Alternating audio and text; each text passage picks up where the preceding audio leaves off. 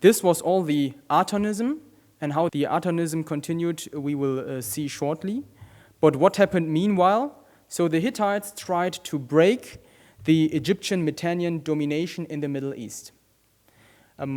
As I have said as we found out, the Hittites were angry at the Mitannians and the New Kingdom. So the Hittite king, he persuaded the king of Kisuwatna. This Kisuwatna is around here, is a part of Mitanni.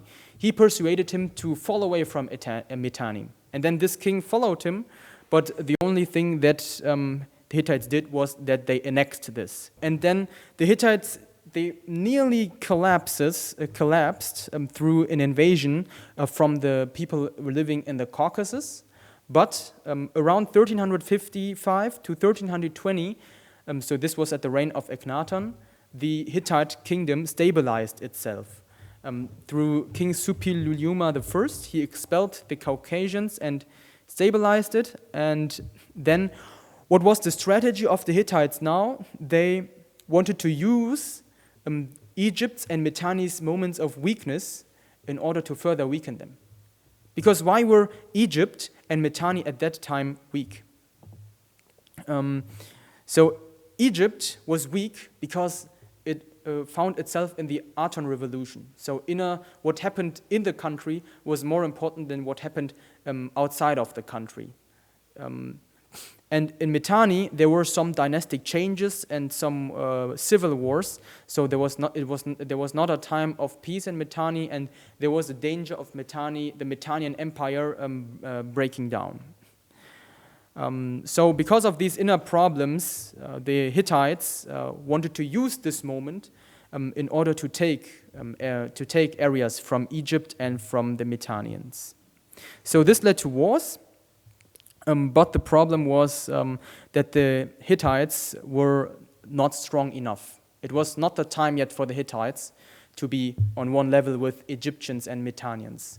They were defeated, and everything went back to as it was before. Then, going back to Egypt, so after this, this was all happened until 1320. What happened in that time in Egypt? So King Akhenaten died in 1336 and left the Aton Revolution. And then there was a short intermezzo with Semenchkare. And then we have King Tutankhaten. King Tutankhaten means living image of Aton. So this shows that this Aton culture, this Atonism, was still ongoing.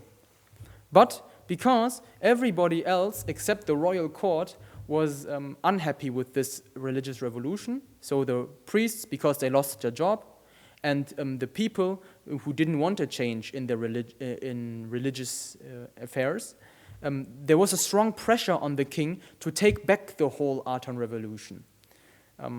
And Tutankhaten, he gives in, and rolls everything back. Everything that Akhenaten did, this was rolled back to the old state, to the old gods, and all the priests got in their old jobs and old roles, and all the temples were revived again.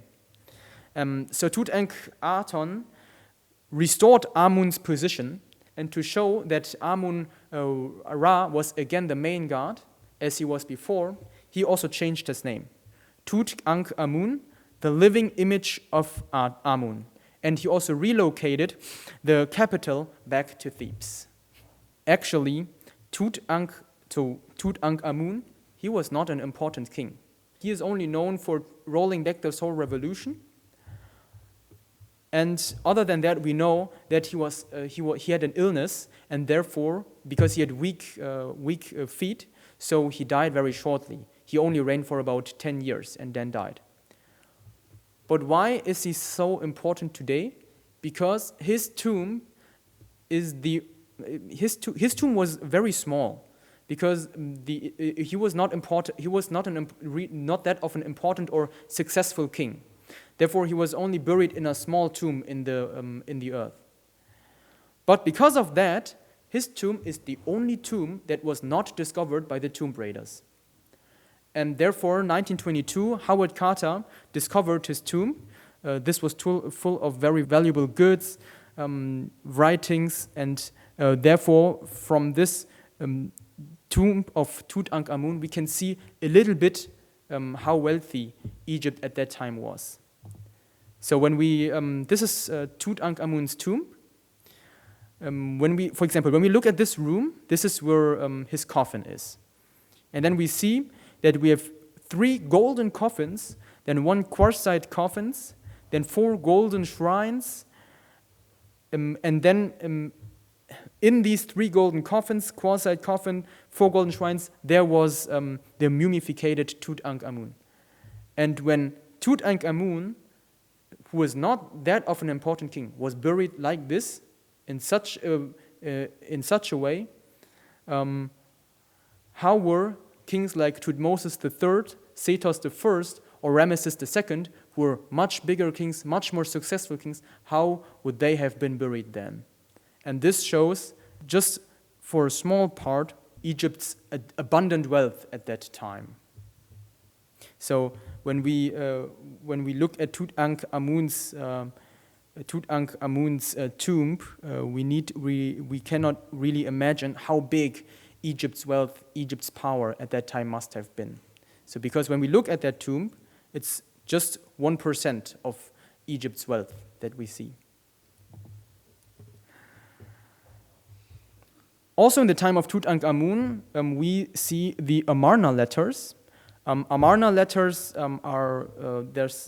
we have 287 found letters today, and they are also not that of an important meaning, but they're important for us because we can learn a little bit about the international relations at that time and the life of the Egyptian people and the people in the Middle East region. This is all written in these letters, because their content is mostly about the trade arrangements at the time of Akhenaten and Tutankhaten. So this is mostly about industries. And why do we have these letters? These are the letters to the brothers, because Egypt was so powerful that all states wanted to be friends of Egypt. So it was not worth to be the superpower's enemy, and therefore all these states around enemy, they did it reluctantly, but they had to do it because there was no other option.